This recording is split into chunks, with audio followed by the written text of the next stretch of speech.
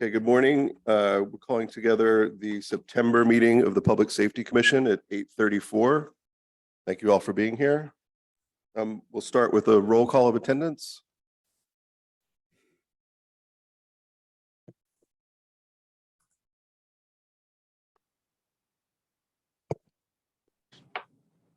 Commissioner Cervantes.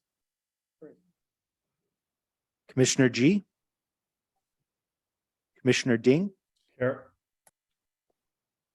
Commissioner Alsaroff. Vice Chair Watson. Here. Chair Donnelly. Here. We have a quorum. Great.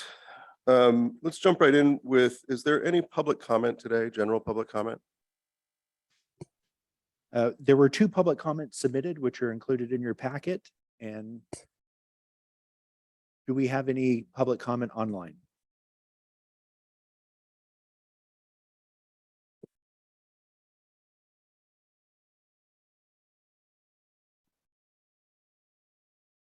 Casey, if you can hear me, go ahead and begin your public comment. Yes, thank you for the opportunity to speak. My name is Casey Law, and I promised my daughter I would come and give a public comment today.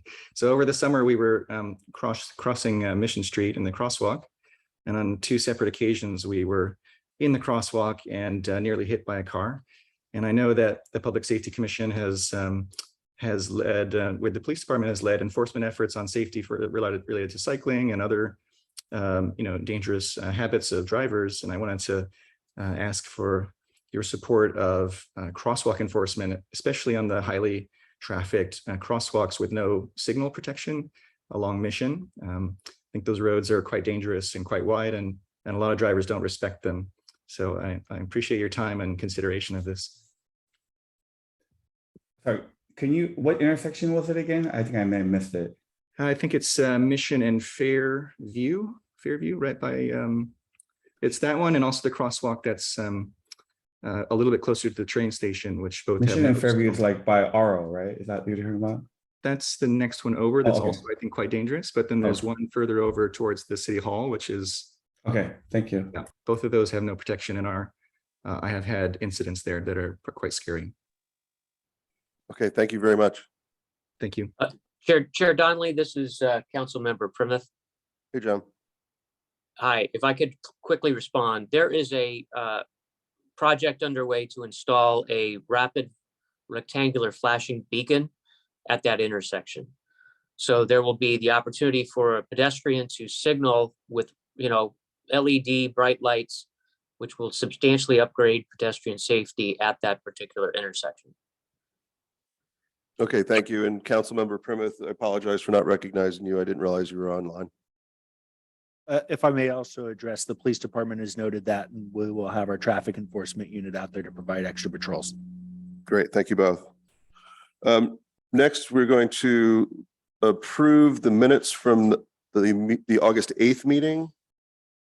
Did anyone have any notes or edits to the contents of those minutes?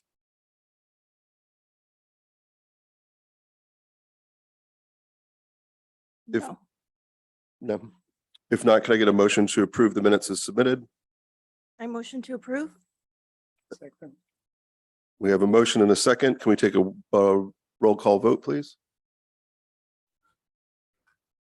Commissioner Cervantes. Commissioner G. Commissioner Ding. Yes. Vice Chair Watson Yes. and Chair Donnelly. Approved. Motion approved. Great, motion's approved. Let's move on. And we have a presentation on school safety.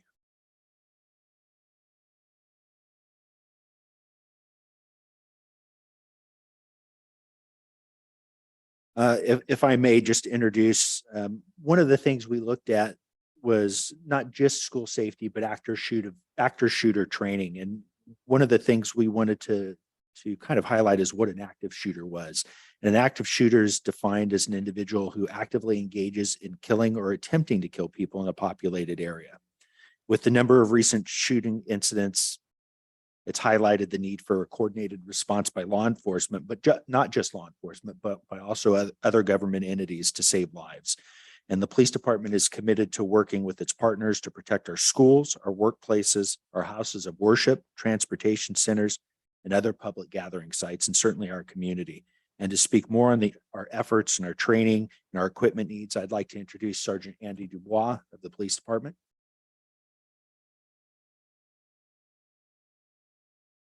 Okay there. Good morning, commissioners. Thank you for letting me speak to you today. We prepared a short PowerPoint presentation about active killer response at South Pasadena schools. And like the chief said, it's not just active shooters. It's not just at the schools anymore. So if you'll take this kind of framework and it can apply to a business, a house of worship, a government facility, it really does carry over to multiple venues, if you will. Starting off with a little bit of history, the idea that it can't happen in South Pasadena turns out not to be true. Back in May 6, 1940, South Pasadena actually experienced the first school shooting in Los Angeles County. In this case, it's a workplace violence incident. No students were targeted, and it was the principal of the junior high school taking out a grudge against some of his coworkers. Shot 6 people, killed 5 of them. Going all the way back to 1940, we were already experiencing these incidents in South Pasadena. Moving forward a little bit,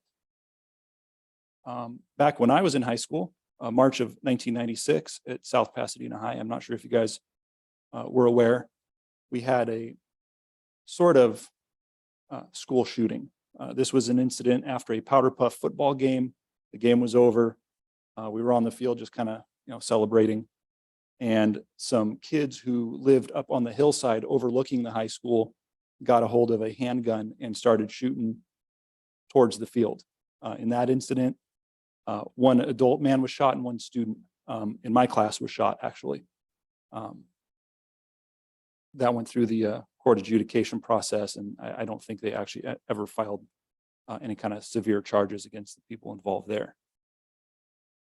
Moving ahead a little bit closer, more recent history was the prevention of a planned attack on the high school. This was a good joint effort between the school district and South Pasadena Police Department, and we were able to get out in front of this one, which is really the ideal outcome if we can get one out of these. Active shooter incidents, obviously active shooter indicates that there's a firearm involved. I would ask that you not just think about them as active shooter though, think of them as active killer.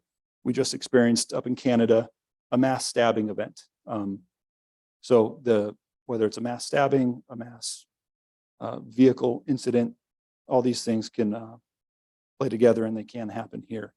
Of note on this slide you'll see up there, and I don't know if is that on your screens as well? Okay, perfect.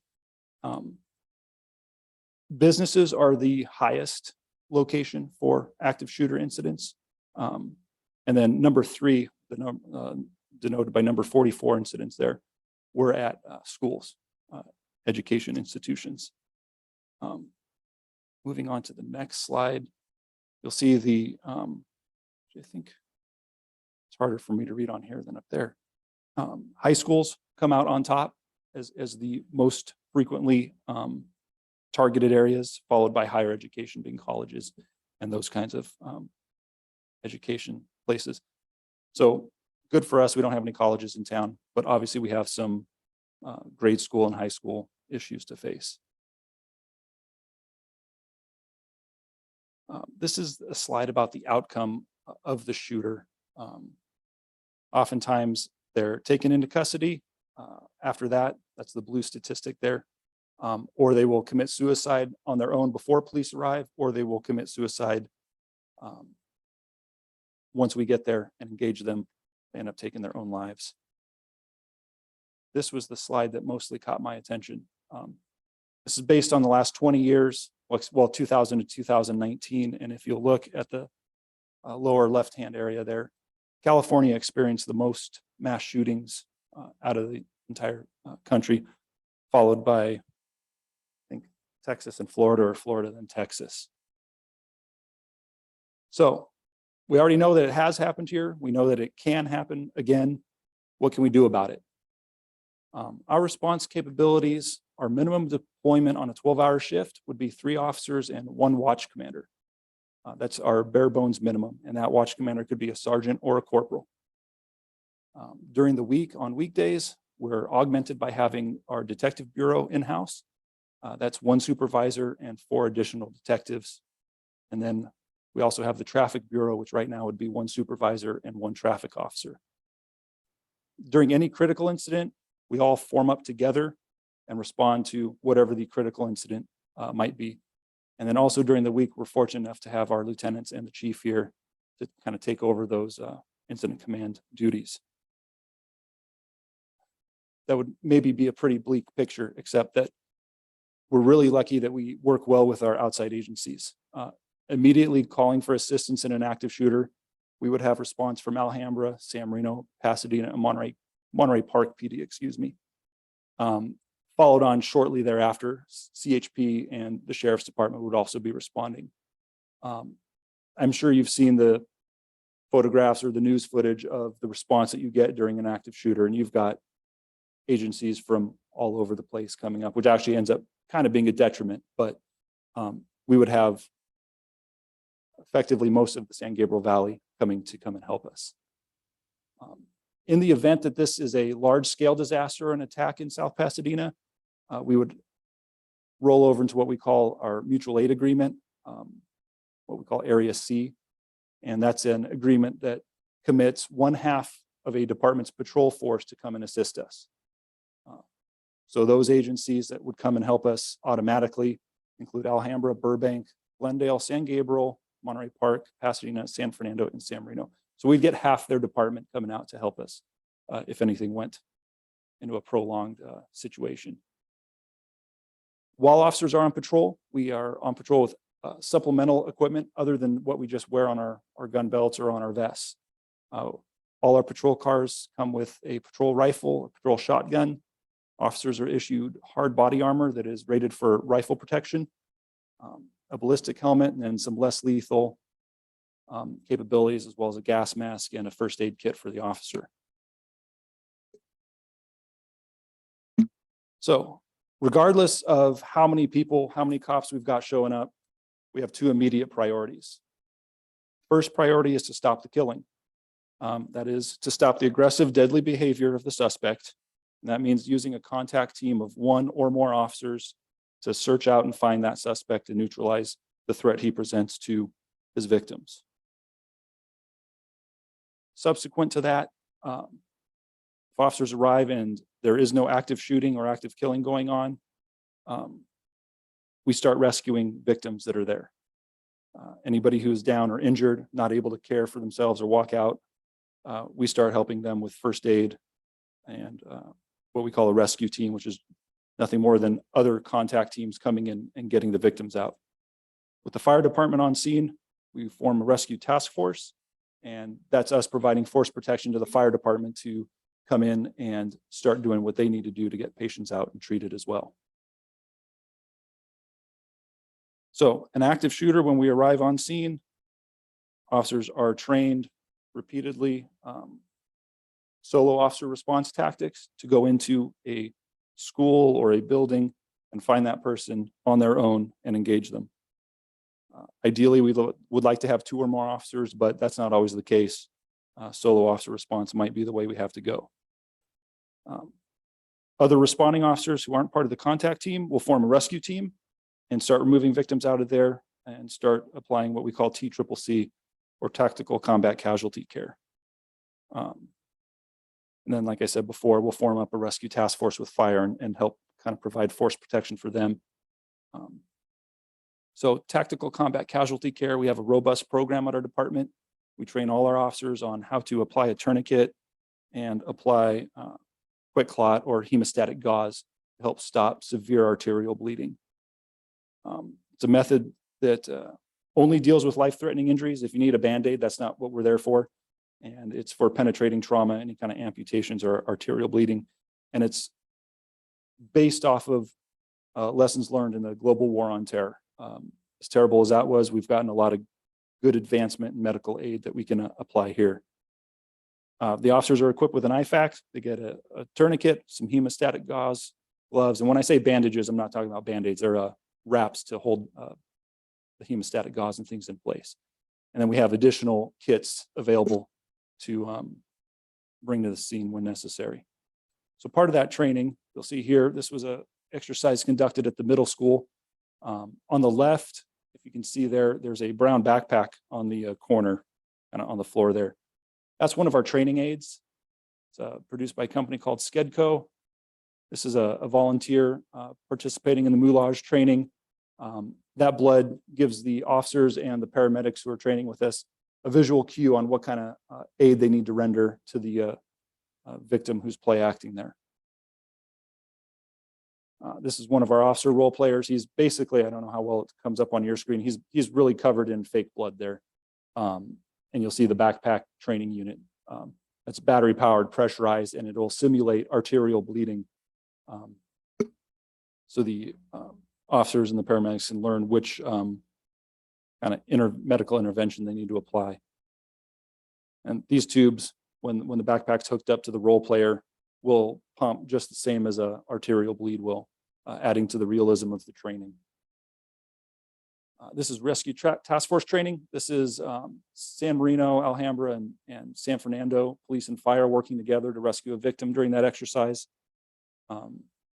This kind of training helps us all kind of work out the kinks and get things kind of smoothed out before anything actually happens. We like to roll this out to the community. If you guys remember back here in, I think, 2018, 2014, I don't remember what year that was. We did the, we will be going in. Chief Miller laid the groundwork for our response to active shooter. We've continued moving forward with that. Kind of help allay any fears that there's going to be any delay or unnecessary time that'll pass during one of these incidents. We also reach out to the community and the businesses in the area. There, I don't know how many exercises or how many shop talks they've had with us about active shooter, but quite a few, I think. And then moving on, just recently in June, YMCA reached out to us. They were doing their own active shooter training and sought some input from us. So we were happy to pair up with them, walk through their building, give them some pointers how to best evacuate and find defensible space inside there. So we've provided training to schools, churches, businesses, and we'll partner with anybody in town who is interested in learning more about that topic. And then our TCCC training, we've also pushed out to area law enforcement. So some of the challenges and needs going forward. We all know active shooters and active killers continue to adapt their methods to make the maximum impact they can for whatever cause it is they think they have. One of the things that came up in the Uvalde report was the door locks not being utilized. Well, you can go all the way back to 2007 in Virginia Tech, and the suspect, I won't mention his name, ended up chaining the door shut. That accomplishes two things. Makes it impossible for victims to escape, and it makes it impossible or more difficult for us to get in and rescue them. I can't read that from here, sorry. Back in 2007, the report on Virginia Tech noted that there was actually some controversy about putting locks on classroom doors. There was a reluctance to do that, which today seems a little bit odd. They acknowledged that you could compartmentalize an attack, which could reduce the victim count, but they were also afraid that it could prevent people escaping in a fire or some other emergency. Today, the standard is that we want to be able to lock all our classroom doors, which brings us up to Uvalde. I think we're all up to date on the report that says part of the issue there was they had locks on the doors, but they weren't using them. Either way, we end up with a double-edged sword. The tougher security measures you put in place at a school, yes, you get a more secure school, but it's also harder for us to get in and rescue people if we need to. So we need to have some ability to rapidly defeat standard door locks and security measures, as well as those that a suspect might improvise. We have some manual breaching tools available to us. They're heavy, they're slow, and it's difficult to carry a gun and a backpack full of breaching tools. But we do have them available. Moving up, kind of maybe the gold standard, if you will, is mechanical breaching. This comes out of the fire service. It's not anything law enforcement related. They took the jaws of life and adapted it to be able to breach doors that we wouldn't otherwise be able to get through. They're great because one person can operate it. You don't get fatigued. You just have to carry it. You don't have to put any muscle into it. And it's multi-purpose. You can cut through chain, rebar, 2x4s, and metal framed metal doors without too much of an issue. This is a kinetic breaching tool. This uses a 45 caliber blank to shoot out a metal wedge out the front of that unit, and that will defeat most commercial metal doors that are out there. It appears to be effective. Only problem is it's a single-use tool. That's the only thing it's good for, as opposed to the jaws of life option, where you can kind of do some other things with it.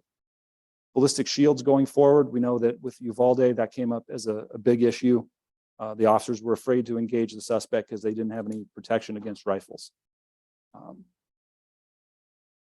Especially when you're trying to breach a door and someone's shooting through the door, you'd like to have something up there that'll stop a rifle round so you can get in there. If you get shot at the door, you're not doing anybody any good to get in there and neutralize that threat. And then obviously we can use that to help rescue victims. Unfortunately, they're also heavy and awkward to carry. And the lightest rifle rated shield that I found out there right now is 29 pounds. We currently have one ballistic shield. So those are some of the options available. The one on the right is actually 39 pounds. So you're going to take either a gun or a shield. You got to make a choice. Some of the other cities throughout the nation are addressing active shooter with some equipment purchases and things like that. We have most of the equipment we need for the most part, but there's stuff that would make it more efficient that I just covered earlier. Drones add a capability that we've never had before, give us a bird's eye view of the scene. You can assist with where you need to allocate your resources. And you can also get them inside of buildings to locate suspects or other victims. Suppressors on weapons. This is somewhat controversial, but more and more departments are moving this direction.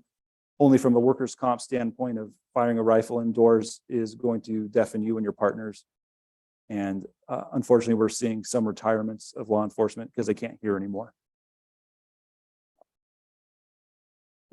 So some of the ideas for the future. New Jersey is currently allocating funds to digitize all the blueprints and maps of all the schools in the state. They have 1,500 done. They got 1,500 more to go, both public and private schools. That way, first responders, fire, whoever, can see where they're going or where they need to go. Pair that with the article on the right is a company called Fusus.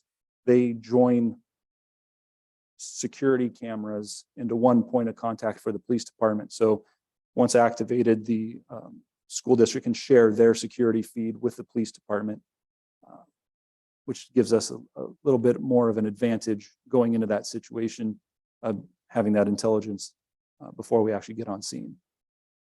There you go.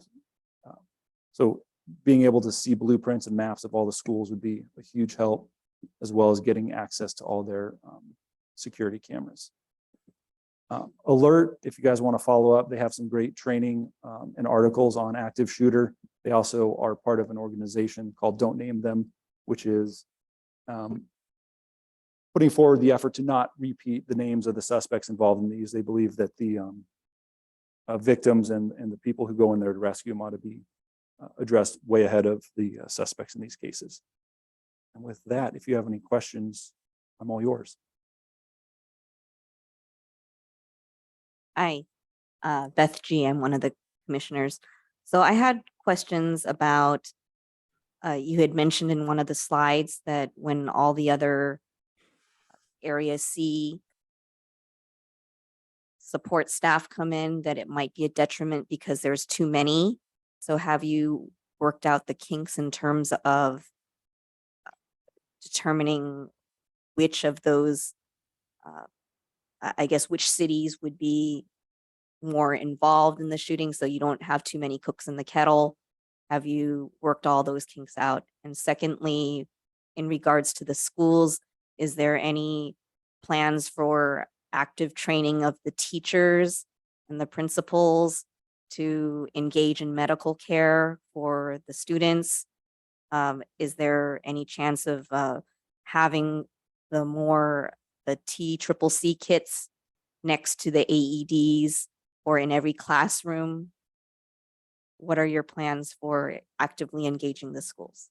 So the first question, I would never say that we've worked out all the kinks in anything. There's going to be hiccups along the way. There's going to be roadblocks, things that come up.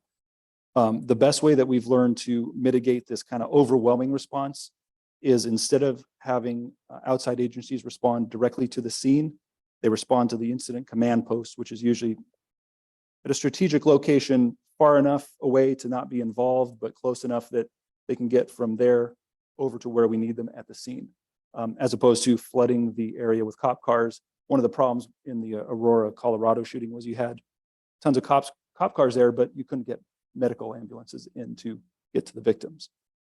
So that's the best way we found to mitigate this kind of overwhelming too many cops on scene. As far as what the school district's plans are with what supplies they buy and how they distribute those, I'm not sure how they're handling that. We are available to offer the training anytime they want, multiple times a year if need be. And I like the idea of providing them with TCCC training. I think that'd be highly valuable. Is this something that you want us to coordinate with the school board? Is this something that you want I could, as a private citizen, go up to the school board and make comment? That would help start kind of greasing those wheels to get it going in that direction. Absolutely. If I may also add, when you were talking about managing resources, the next presentation with our emergency operations plan, that is also part of it, is the ICS component of managing a disaster. And this certainly would be a disaster. So part of that, excuse me, is having an incident commander, someone managing your logistics, someone managing your personnel and whatnot. And Chief Riddle will go into that a little more detail when he gives his presentation, but we would follow under that same guideline and we would use that same model to manage this incident. One of the challenges that we have, and it's whether it's local, state, or national, is also self-deployment. A lot of first responders, be it law enforcement, fire, medical personnel, have that inability or the desire to go and help. That is what we're trained to do. So what we ask is in something like this is for that is people not to self-respond, wait till their agencies send them. Then once their agencies go, as Sergeant Dubois mentioned, then they would report to our incident command center, and then we would assign them appropriately as needed to the needed tasks. Like I said, the self-response is really what's challenging for us because we don't know who's out there.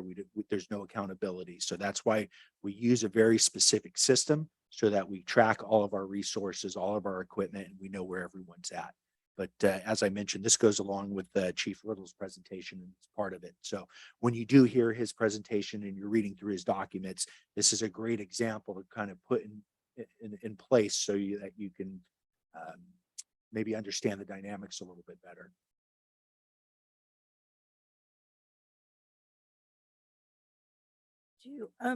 I thank you so much for your presentation. It was really helpful. I'm wondering where you are in the process, or has the process begun with the South Pasadena blueprints for the schools and the security feed? I don't believe that's just coming up to my attention this week, that's even a possibility. Oh, okay. It's something that we would like to see going forward in the future. That kind of, I don't know what the word is, that effort being joined together between us and the schools.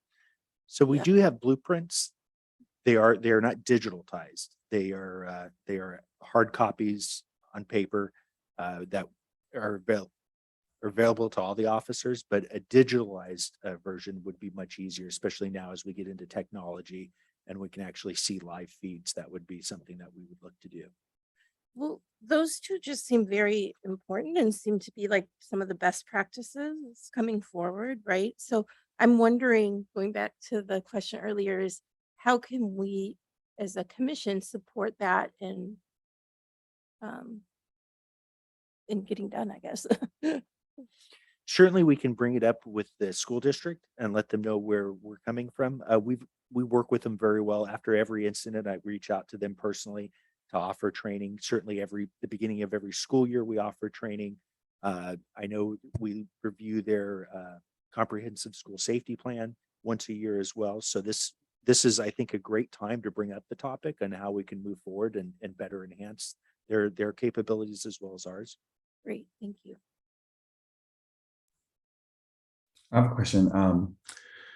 Where are we at on acquiring like kinetic breaching tools or mechanical breaching tools? And I guess does SPUSD have cameras in the hallways and perimeter that could be patched through to dispatch? I know they do have cameras. I'm not sure what the system is or if it would be compatible or not. This company Fusus claims that they can integrate any camera system. I guess that would be something that we have to figure out along the way. Yeah. The kinetic breaching tools and the mechanical breaching tools are something that we can obtain pretty readily, I believe. It's just a matter of moving forward with it and determining which one is best going to suit our needs. I think I feel like just what I've heard, and it could be anecdotal, is that over the past few years, the school district has kind of wanted to create distance with the police department, and I think that's impacted the types of trainings that we're talking about, the type of outreach and engagement that we're talking about.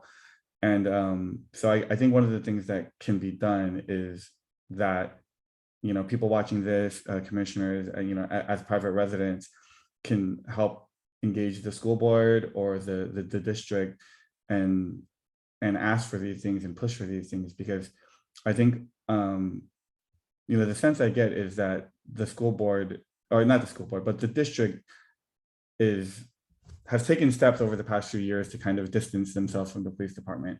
And I think that we're at a point where we need to revisit that. And I'm not saying I know the working relationship is great. I know the communication is great, but as far as getting on campus and training teachers and training the principal and talking about these types of things, I think that's an area where we can improve upon. That's just my sense.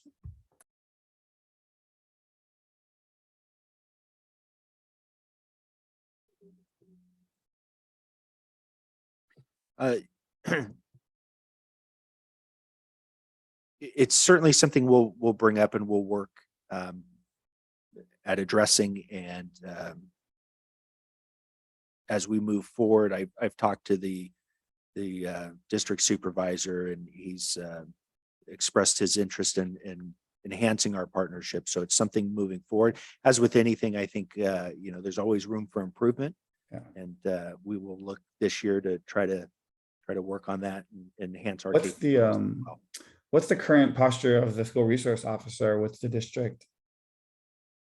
Like as far as, I don't know a better way to say it, how welcome they are to be on campus in uniform or not in uniform, what's that currently like versus other years?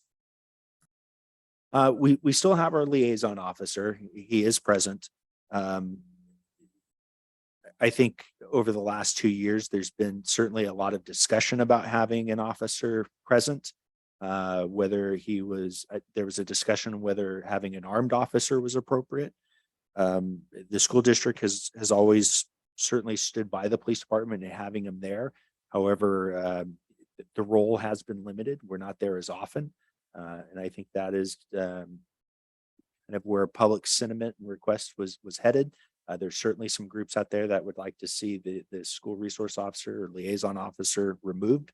It's not the police department's intent. And as far as we know, it's not the school district's intent. But to Commissioner Dink's comment, I do see a reduced level of activity from our resource officer with the schools. And that is just simply out of respect for what we're hearing from students and from certain staff members. But we're still there, just not as often as we previously.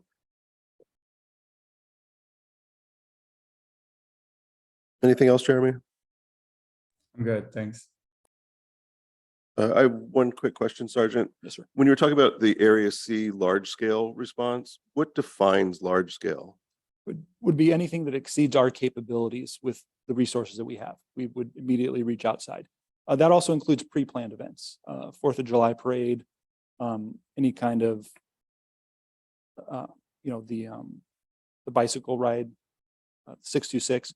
We notify Area C, hey, we have an event going on.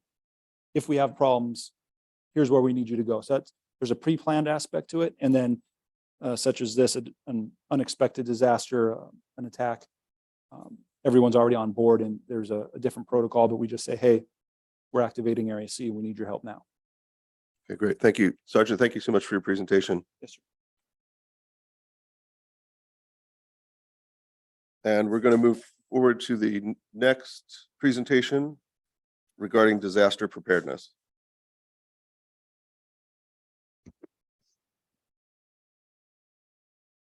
Morning, Chair, Commissioners, Paul Riddle, your Fire Chief. This is more of just a follow-up to the presentation that I provided to this body on August 8th. During that meeting, this commission did provide direction to move forward with bringing the emergency operations plan to the City Council. And so today is just another update on that process. And as well, just to give you an oversight on where we're at with our local hazardous mitigation plan as well, which is on a parallel track, as well as training for city staff that is currently taking place. And certainly to answer any questions that may have come up during this review period. So just a quick overview and a reminder. We're not going to get into the full presentation that was provided back on August 8th, but kind of along the lines of what we're talking about. When we talk about in terms of disaster preparedness, that actually goes all the way down to the incident level. If we have a fire, we have a tactical law enforcement incident, anything that starts to exceed our ability to handle that incident, we're going to start immediately triggering, opening up our emergency operations center. And as that triage of that incident goes on, we're going to start making the decision, do we need to expand this incident even further? So kind of to your question, if that's the trigger point that we're saying, yes, we have multiple victims. If it's a tactical law enforcement, or we have a fire that's actively moving through a section of our hill area, then we're going to start reaching out to the next layer, and that's the operational area, LA County. And we're going to immediately ask for their assistance to come on and start coordinating the resources that we're now going to start requesting on a more expanded scope. Because we certainly want to coordinate those requests, as we just talked about. We don't want them all showing up. We want them to show up at a designated area that we know that they're going to be staged there, ready to go when we're ready to call them into the actual hot zone of the incident. And then again, we can expand this even further if need to. If we're talking about the magnitude of an earthquake, this is going to go to the state level relatively quick. And then ultimately, if need be, we're going to reach out to our federal partners and expand this all the way out. So it's kind of the umbrella effect. We fall within that. We talked about, and I'll touch on it just as a reminder on a future slide, that this involves not only the incident command system. Actually, it's a requirement that we follow the incident command system on every incident, and that we're also following the standardized emergency management system, which is kind of a state level standard, and then the national incident management system, which is the national level. So if we don't follow those, the feds or the state, whichever threshold we reach during an incident, if we don't follow those, they can actually revoke any reimbursement funds that the city received. So it's very important that we continue to follow these. And again, we're talking about the emergency operations plan. That is basically the first step in ensuring that we are following all these standards as moving forward when we manage incidents.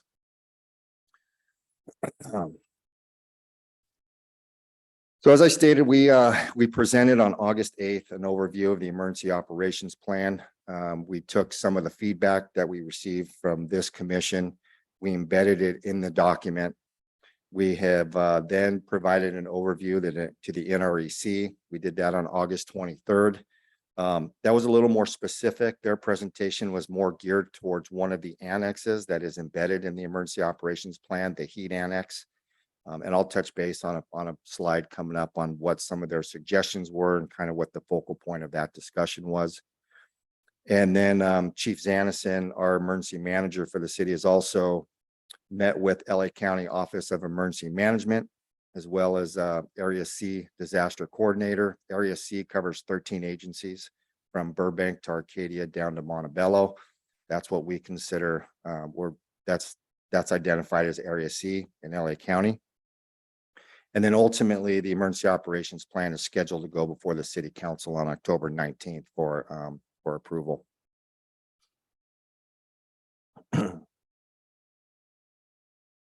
So just a real quick review on what an EOP actually is. An EOP is a document that is used during a disaster. It is utilized in the Emergency Operations Center. The main purpose of the EOP is to assign responsibilities, basically identify who is going to do what and when are they going to do it. It establishes the organizational chart and the lines of authority. It describes how life property will be protected, basically through a triage process. Every incident is going to be different. It also utilizes the Annex to identify and address specific types of emergencies that are more specific to our community. In the last adoption in 2016, the annexes were not a requirement. It was just one basic plan. Now we have annexes that are included in that address certain emergencies that we will face. Like, for example, the heat emergency annex was one of the annexes that was presented to the NREC on how do we as a city address heat emergencies. Last week was very applicable to that in terms of us as a city opening up cooling centers and making sure that we're caring for our community for every emergency that we're faced with, really. And then it ensures that we are following the incident command system, the standardized emergency management system, and the national incident management system. I mentioned that these are requirements for us to get reimbursement. And these are requirements at both the state and the federal level. Some questions came up from the NREC, and I think this morning, or I've heard some questions that have come up, and I want to address those now. And one of the questions was, the EOP seems pretty generalized in certain areas in terms of the model is laid out, but it doesn't assign specific individuals into those positions that are identified in EOP. So the first reason for that is the EOP is designed, it's updated as needed, but it's reviewed every 3 years or when there's significant change in city leadership. But there's going to be fluctuations in city leadership and positions through just staff turnover. So we keep the city positions. Those city positions are identified, their roles and responsibilities are identified, not specific people by name, because they may change, they may come and go, their staff turnover. But anyone who assumes that position in the city's org chart now assumes that position that's identified in the emergency operations plan. You know, that way we don't have to bring the EOP back to city council for a revision update every time we have staff turnover on the executive management team. Another reason is that the EOP, as with any incident command system structure, it's designed to expand and contract as needed. So an example would be, you see the chart here, it goes basically from the EOC director, that's the city manager's role.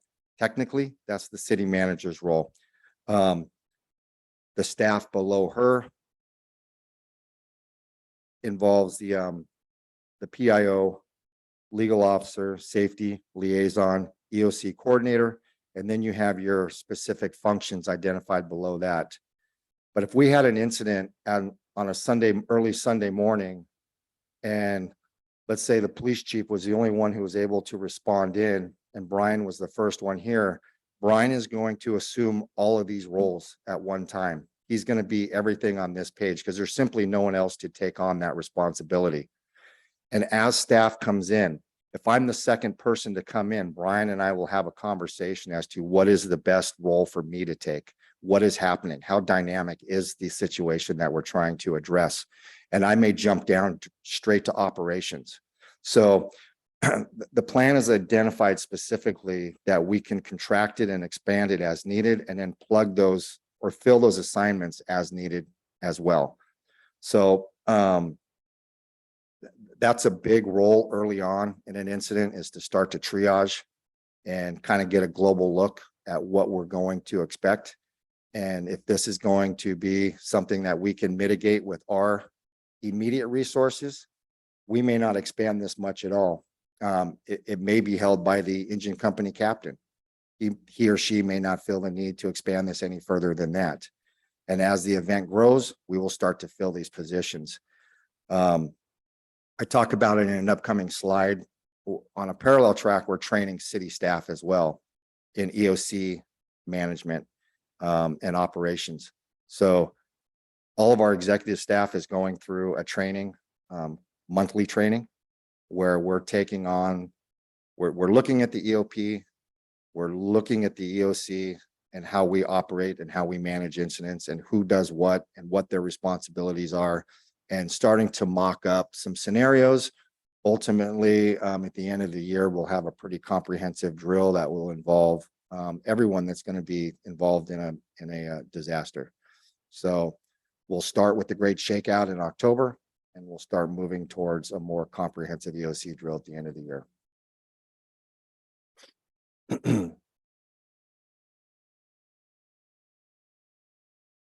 So on August 8th, we provided you with the link to review the EOP. That link is still active if you want to continue to review it. It's also available hard copy. And again, just to review that the EOP involves basically three parts. Part one being the basic plan. It provides direction and the formal organizational structure and defines what gives us the disaster authority. And then part two is more the EOC management, pre-establishes job details for specific personnel.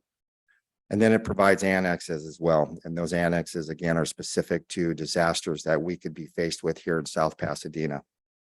And going back to the previous slide, one thing I forgot to mention is that one of the questions that has come up is that the plan itself looks pretty generalized in terms of template. And why doesn't it look more specific towards South Pasadena? The EOP that's being presented, and obviously there's some fine-tuned edits that need to take place this month before it gets to the city council on October 19th. But the plan itself was awarded to us through an emergency management grant several years ago. And the grant involved all 13 agencies in Area C. And the plan that we've populated was basically created. The template was created out of that grant fund for all the departments to use in LA County. And if you look, this model will look pretty close nationally. You could pull up an emergency operations plan from Florida. It's going to look pretty close to what we have, because these templates are formed and shared. And a lot of times they're formed at the state and federal levels and then shared down to local agencies to use. Because the goal of all of this is that we are all speaking the same language when we're trying to manage an incident. We talked about it on August 8th, but California really led the way in all of this. We were the first state by far that in the 50s, we had all 58 counties signed on to a master mutual aid agreement. And ICS was kind of born out of that and kind of became the standard during the Oakland Hills fire in 1970, when we realized we were not communicating well and our equipment wasn't operating seamlessly together. And it finally ultimately became law and what we know today with SEMS and NIMS. So that's kind of why the plan, if you look at it or you pull up examples from other cities nationally, they're all going to look pretty much, there's going to be a nexus that looks close to each other. When I gave the presentation on August 8th, we had not fully vetted the heat annex. So we have made a presentation to the NREC on August 23rd. We received some really good feedback from that meeting. A lot of the feedback specifically had to do with cooling centers, but the heat annex, I thought it would be good just to provide you an update on that annex, since it's been a little more vetted since I spoke to you. The heat annex is obviously specific to heat emergencies that we could face as a city, and it identifies who is most likely to be impacted. In our city, that's going to be the renters and the financially disadvantaged, just because of the lack of availability to air conditioning. It establishes contingency plans for power supply issues. Obviously, this last week we had rolling blackouts, or the potential for rolling blackouts. And then it establishes roles and responsibilities for individual city departments, mainly to who and when do we open cooling centers and where are those cooling centers. Currently, the city has 2 with a contingency for a third, those 2 being at the library and the senior center. And then the War Memorial is a contingency as a third. Although this was a pretty robust discussion in terms of the NREC providing direction that they would like to see more discussion with either our faith-based partners or different opportunities in different sections of the city to open up additional cooling centers, if at all possible. We are meeting with the school district tomorrow, or actually Wednesday, to vet the emergency operations plan as well, to get their involvement. We plan on reaching out to the YMCA, and although we've had discussions with them as well on how we can partner. And of course, our faith-based through our CERT program, we've always had really good interaction and continue to seek opportunities to make sure that in the event we need assistance to take care of our community, that we could, leverage their help and come alongside them. And so far, it's been a great partnership. I must say that, I think we have an opportunity here to take advantage of some of these opportunities even further. And it provides guidance for public safety staffing levels, and it coordinates the public outreach activities when appropriate. Our goal really, and the goal of any community when it comes to heat emergencies, is to have a cooling center within a 15-minute walking distance from anywhere in the city. So if you look at where ours are located and the contingency for the War Memorial, it would be nice, and our goal is to identify some means in the southeastern part of our city. So again, we're continuing to look at opportunities and see how we can address that. And just a real quick update that although the local hazardous mitigation plan is not scheduled to come before council, that is actively being updated as well. The local hazardous mitigation plan is actually more of a formal process. There's a requirement to update that, a requirement from the national level to require to update that every 5 years. So we are in the process of updating that. We have identified a consultant. He was involved in our last update to the hazardous mitigation plan. He's familiar with the plan, and the plan differs from the EOP a little bit in that it's more addresses the hazards that we could face as a community: wildfires, earthquakes, and to the extent possible, we use that plan to try and mitigate or prepare for those ahead of time. So not so much of a response, although there is definitely a response component to it. It's a mitigation document mainly, and again, a federal requirement. The federal government realized after a few major disasters, mainly hurricanes, that a lot of communities weren't taking proactive steps to protect their communities, and really relying heavily on the federal government to provide assistance. And so they came up with this standard that at the very least, communities need to look at what hazards are specific to their communities and try and create mitigating hazards. And obviously the feds are more than happy to come alongside when needed, but it's obviously works better. It's a win-win for everybody when all of us kind of look at what specifically could hit our city and try and mitigate some of those risks.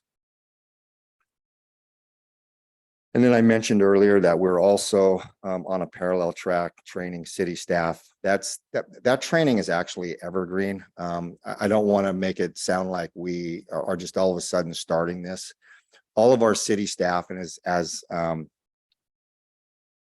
we're all required to have a minimum threshold of training. And we're basically working alongside our executive team to make sure that that they have that minimum training. Everyone operating in the Emergency Operations Center has that minimum training. That minimum training as it stands right now is ICS 100, ICS 200, and ICS 700.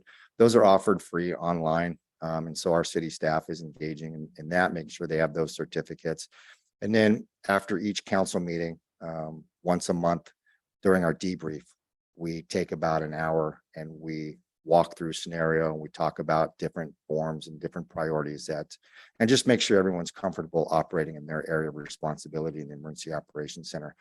And I've said it before, the invitation is there anytime for this commission. If anyone wants to come in and have another tour of the Emergency Operations Center, get a little more information on those minimum standards, just basically have a field trip, you're always welcome. We certainly like opening it up and, showing the capabilities. And again, from our perspective, it's a win-win when we're all kind of educating ourselves and preparing for what none of us really like to prepare for, but, a disaster. So that concludes it. That was just an overview of where we're at with mainly the emergency operations plan.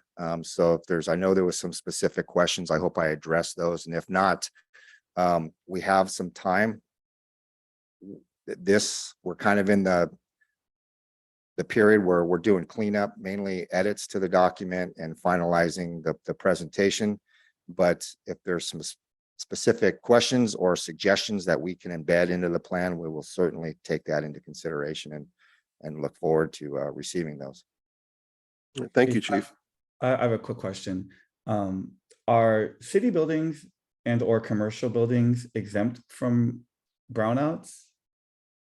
Is it just residences that are subject to brownouts? Well, Like That's a great- like just the scheduled brownouts, not like disruption, like utility disruptions, but like if they're doing a rolling blackout, is the senior center going to lose power, or are commercial buildings going to lose power?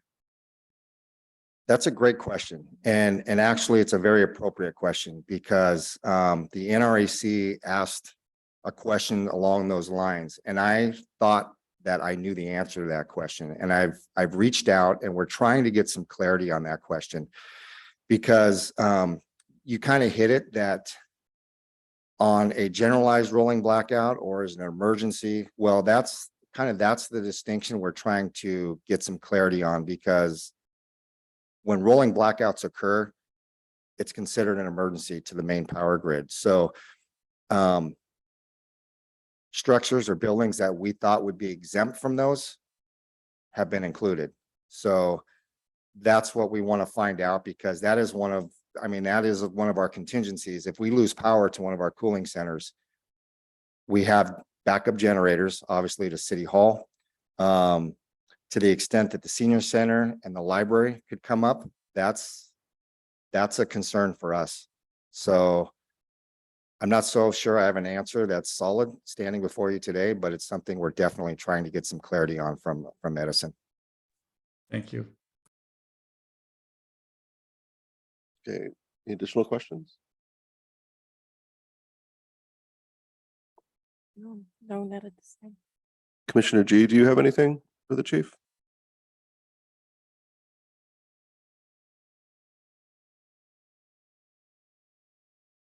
Is she online?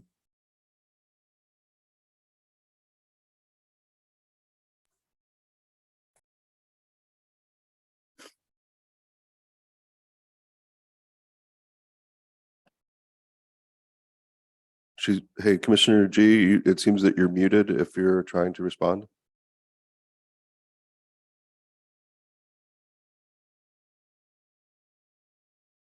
Is she on her cell? Yeah.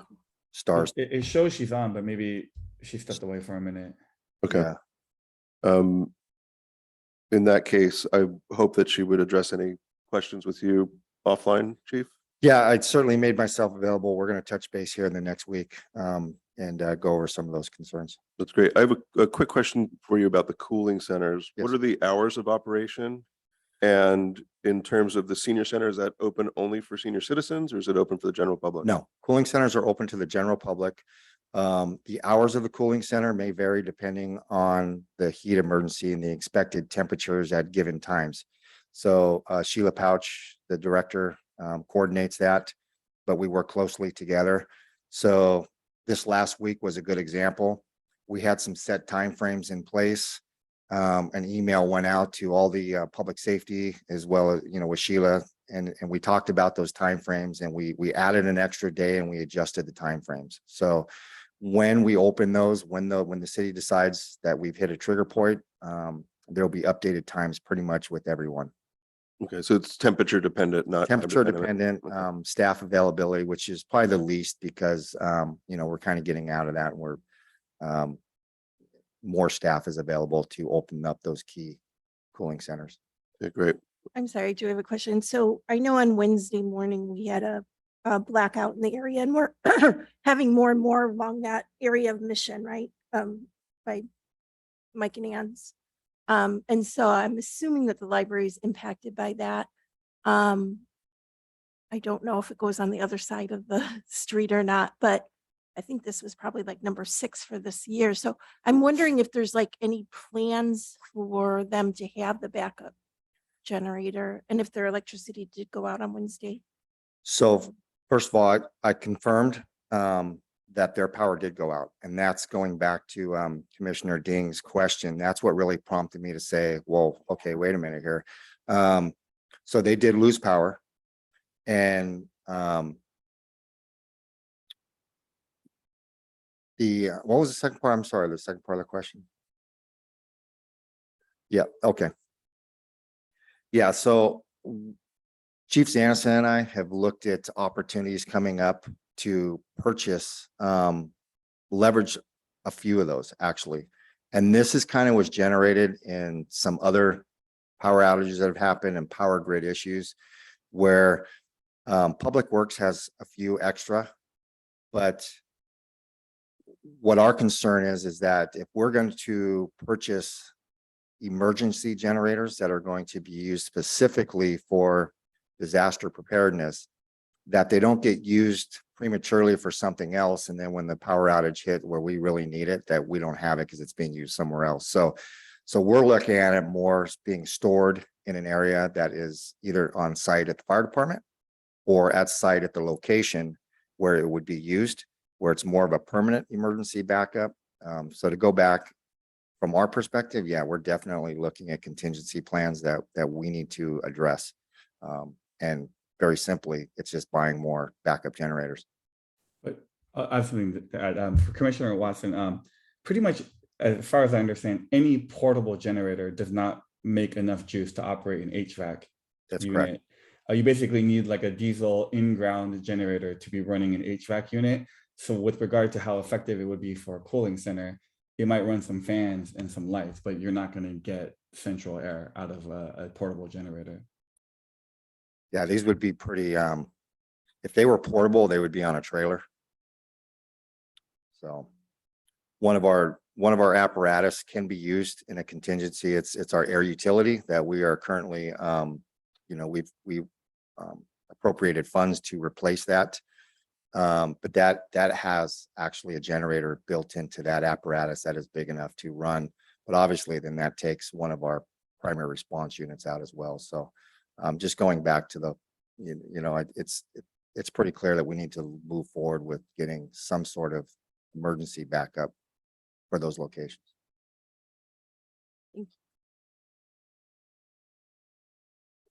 Okay, thank you so much, Chief. Thank you. Let's move ahead to City Council Liaison Communications. Councilmember Primoth, are you still with us? Yes, I am. Yeah, thank you, Chair Donnelly. So the City Council met last week and we had a number of items that we provided direction on. We are getting close to approving a final package of financial policies and procedures that's going to move into an ordinance form. We'll need to amend our municipal code.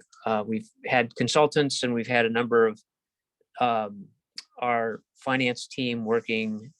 We've already had council direction on some of the finance policies and procedures. So this is a really big step to make sure we are completely up to speed with best practices within our department, our finance department.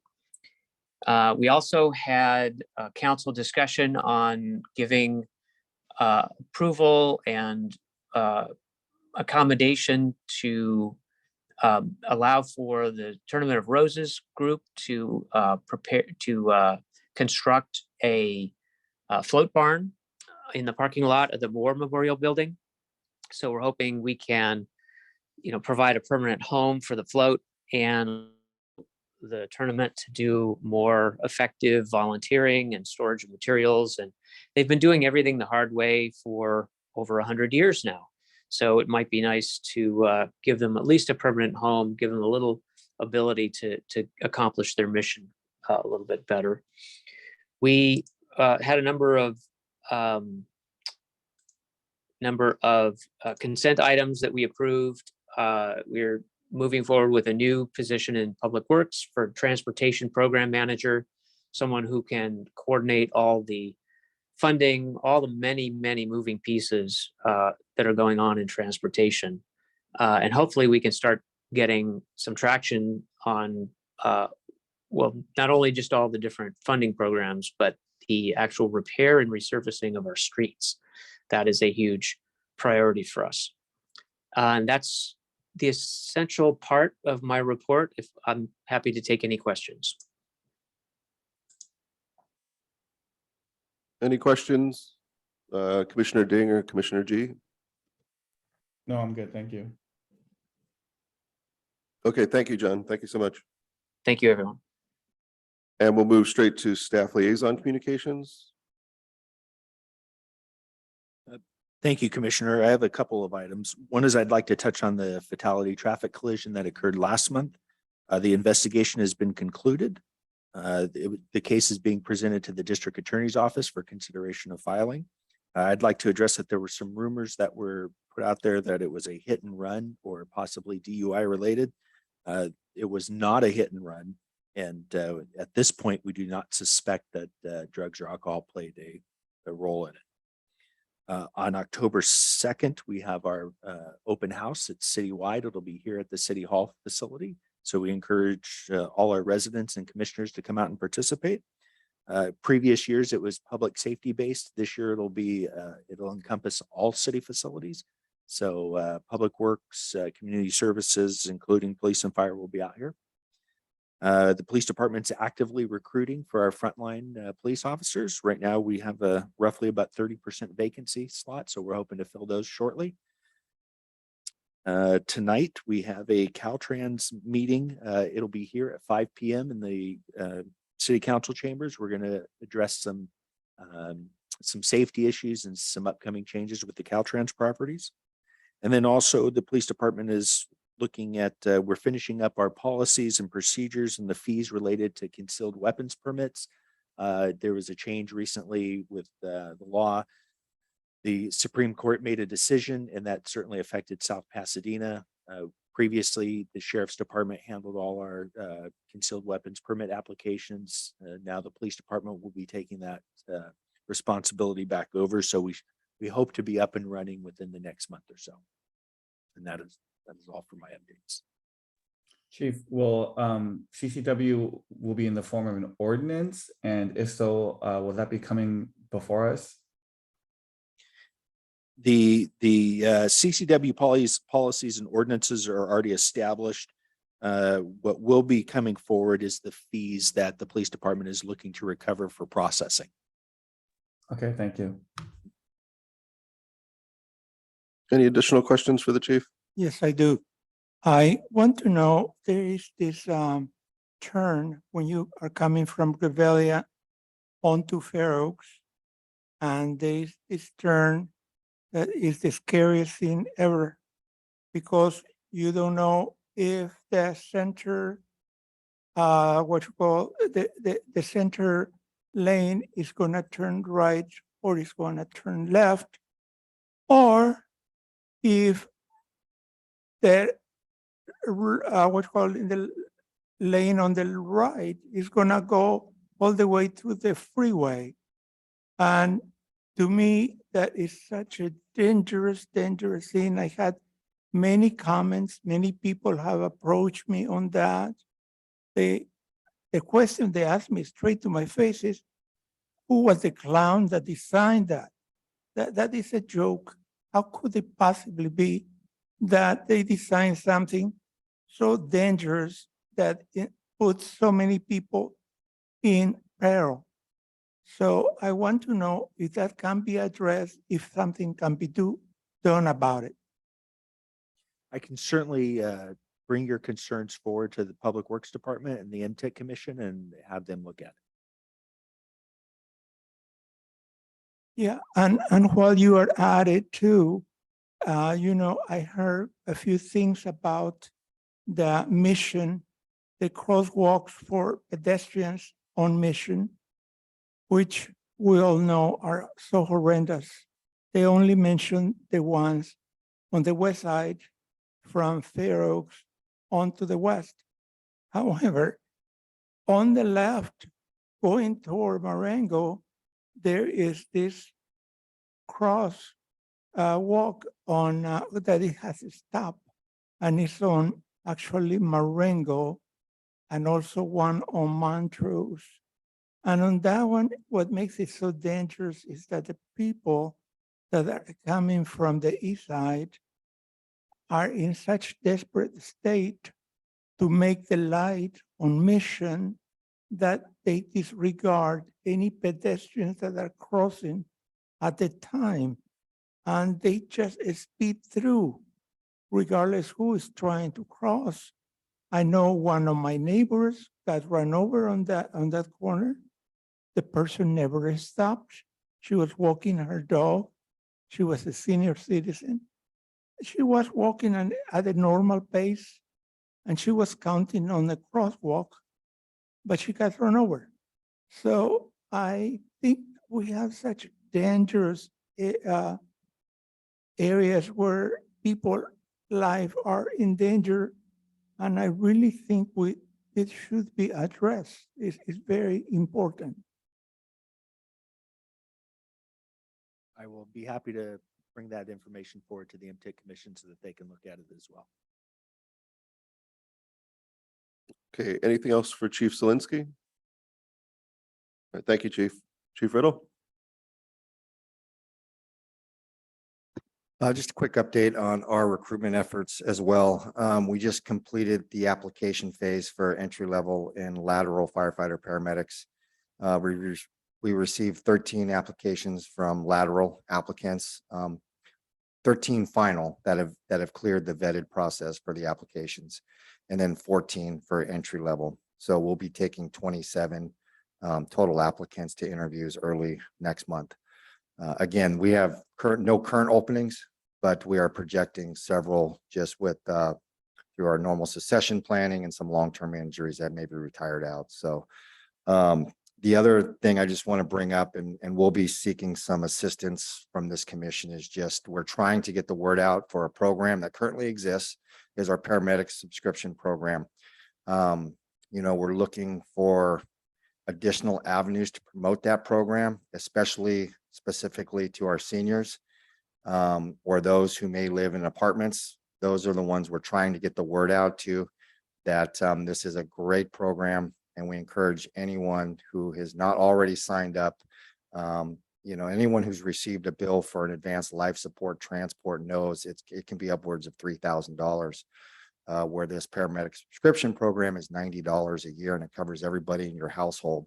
For basically, we just take whatever your insurance or Medicare, Medicaid offers as full payment. So we're trying to get the word out to all of our seniors. Oftentimes they will ask about it after the billing process has already taken place. So, there's information on our website. The sign up is available as well, and we'll be bringing that for future promotion here in the next few meetings. Other than that, if there's any questions regarding the recent fires at the state level. Yes, now that you mentioned the $90 one, what does it take to be participating on that for seniors? So anyone can sign up. It's actually available to businesses as well.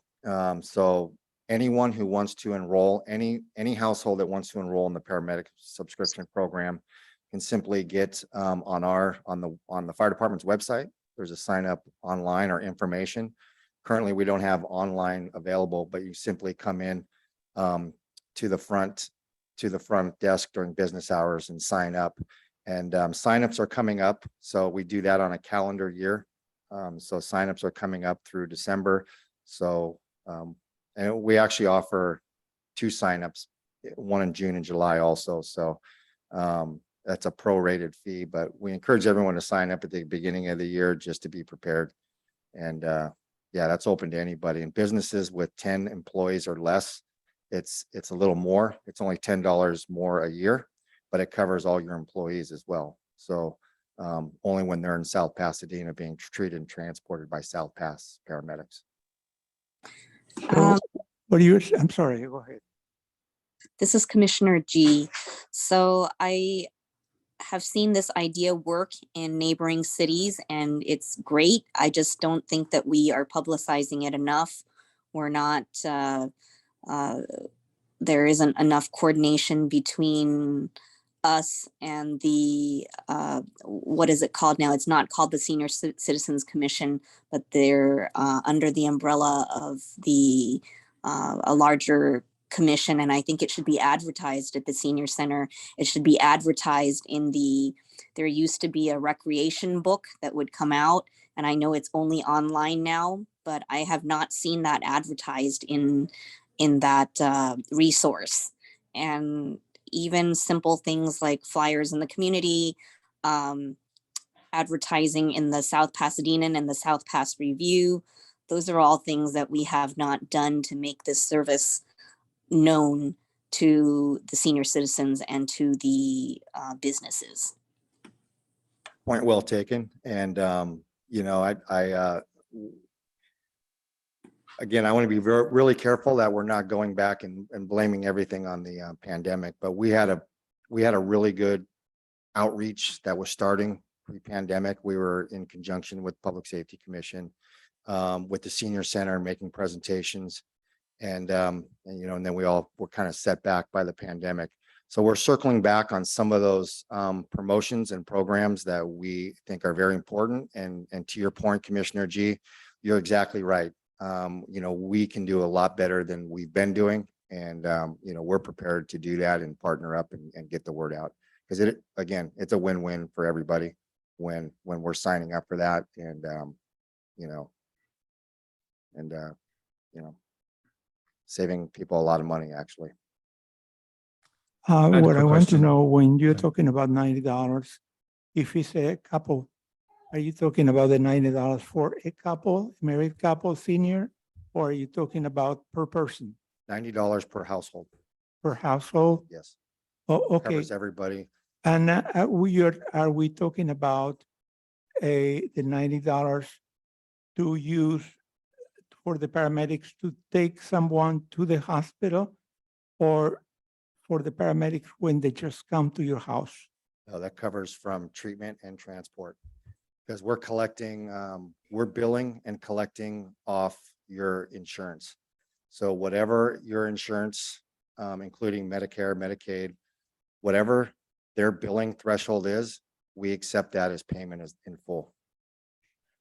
Well, I know of a situation where, because the hospital was full, the Huntington was full, I was not taken to the hospital, and I was told to stay home and monitor. The paramedics were at my home, and Medicare was the one that processed that claim. And they said that they would not cover because I did not end up in the hospital, even though because of the pandemic, the hospital was full.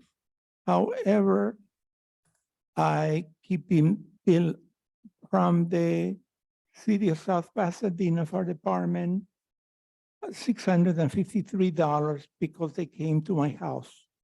So I want to know, what you call, Medicare, actually, I guess they did their part in processing and denying, and the accident was real, but I'm still stuck with a $653 bill. What is the deal in that case?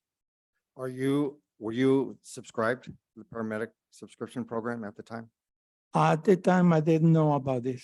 Okay, so two parts. If there's, if you're a subscriber, there are times where, we have disputes. We have disputes in billing from your carrier. Oftentimes, most of the time, we work that out, and you as a subscriber are not paying anything. So we have the ability to tell our collections to neglect that fee. So now there are times where if you're not a member and you receive a bill, we do our best to try and mitigate any billing that may be inappropriate billing, or where the circumstances just were not typical circumstances. So it's not always perfect, but we certainly work to get it that way. I think you can appeal to your insurance company as well. It depends on if it's a linked to a senior advantage plan or whether it's straight Medicare. It's a little bit harder with straight Medicare, but if it's linked to a senior advantage plan, it's very possible to go through the 800 numbers on your card and appeal it. I did. I am in the senior advantage plan, and they still denied it. Mm. I have a quick question. I don't recall ever getting reminders to renew the paramedic subscription. Are you guys sending reminders, or is it just on the subscriber to kind of remember to do it every June or January? And the second part is I had to call EMS once, and San Marino showed up, but we were subscribers, and everyone was a subscriber in the household. We ended up still getting a bill, so it only covers when a South Pasadena unit responds. Is that correct? Did you end up paying the bill? Because actually, it doesn't matter who they're responding. If you're a resident of South Pasadena and you're signed up, then there's a mutual agreement in that. Just through Verdugo. Yes, okay. absolutely, through our neighboring agencies. So that's the first part. It doesn't matter. I think it may have been because they didn't collect the Medicare information when they did the transport, and so the bill came and it was more like, please provide this information. Okay. Yeah. And that often happens where they may need more information to. But what about the renewal reminders? So the renewal reminders, I can verify with our administrative assistant who handles that. But to my knowledge, it is subscriber dependent. But again, and is that so Kim that's doing that? Yes. And Okay. so what we're trying to do though is, as we're working with the city manager's office to make more of these programs available online, that's the ultimate goal, is that renewal reminders, that signups and being able to pay through a portal would be obviously, I think, the best way to go. But I will verify and talk with Kim this morning. All right, any additional questions for the chief? All right, thank you again, Chief. Let's move on to Commissioner Communications, and we'll start with our two Zoomers. Commissioner Ding, do you have anything this month? I don't have anything. Thank you for staff for all the great presentations and the great meetings. Commissioner G? Yes, so I really liked today's meeting. It was very informative. Thank you for all the presenters. I want to extend my ability to go out to the school board if it is something that you'd like either myself to present as a private citizen or on behalf of the commission to try to get all the teachers trained and to try to get the necessary equipment into the classrooms. I don't know if that's something you'd like me to do on behalf of the commission. But if it is, I'm happy to offer my services and attend a school board meeting to talk about some of the same things that we've talked about here today. Well, certainly as a private citizen, you can do that immediately. And I would encourage you to, and you can of course identify yourself as a commissioner. In terms of doing it on behalf of the commission, let's find out what the ins and outs are to do that. Great, thank you. Commissioner, or I should say Vice Chair Watson. Yes, no, I also really appreciated both the presentations today and, but no further comment. Thank you. Commissioner Cervantes. Yes. I have in front of me three, what you call emails, comments, public comments. Online, I only received a copy of one, which was the one written by Chris Bray. And I looked at it. I was really mystified about what is this person tried to achieve with stating those facts. When I came here, I was handed out public comment number 1, which I never seen, and public number 2, which is actually what it was that Chris Bray was responding to. What my question is, can we get these public comments sent to us ahead of coming to this meeting, not just when we come to the meeting and not being aware of what has been sent to for the commission? And also, if that's the case, also, I would like to see if we could have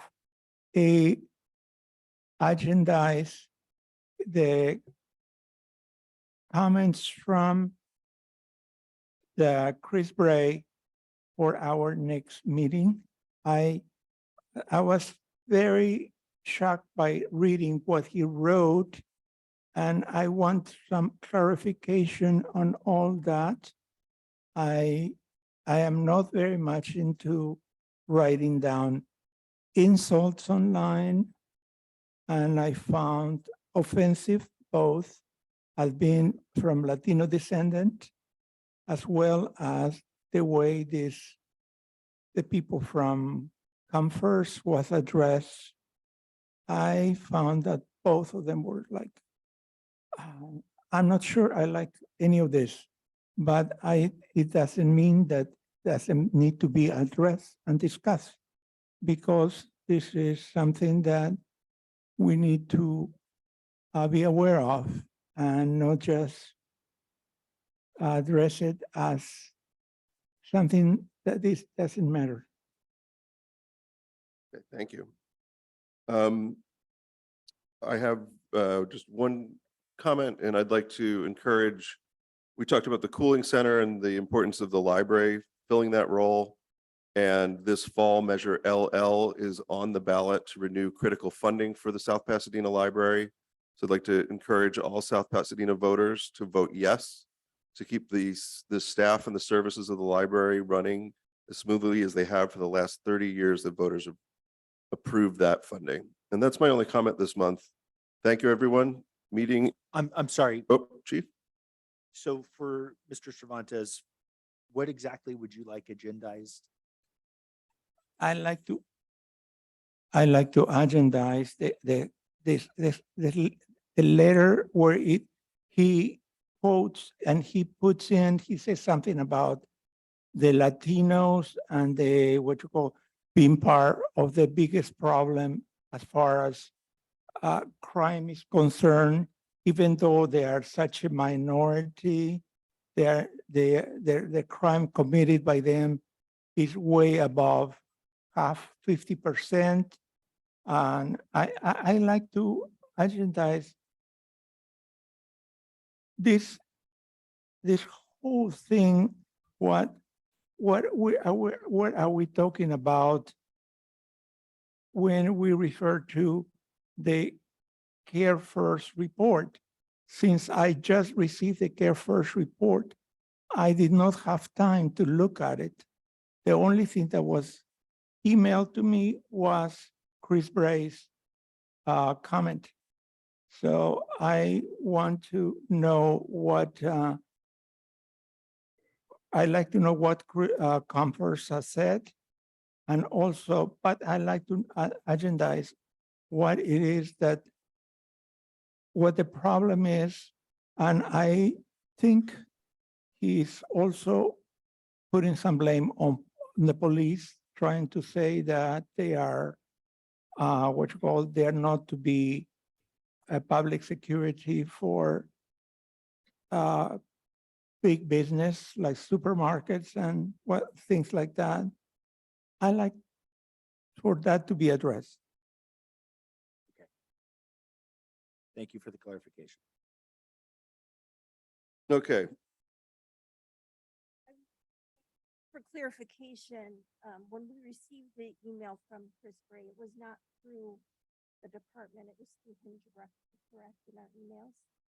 it was both. It was both. It was forwarded by the city. However, it did not address anything that had been discussed or agendized here previously. So that might be your confusion there, Walter. Okay. Thank you all for being here. It is 10:05, meeting adjourned.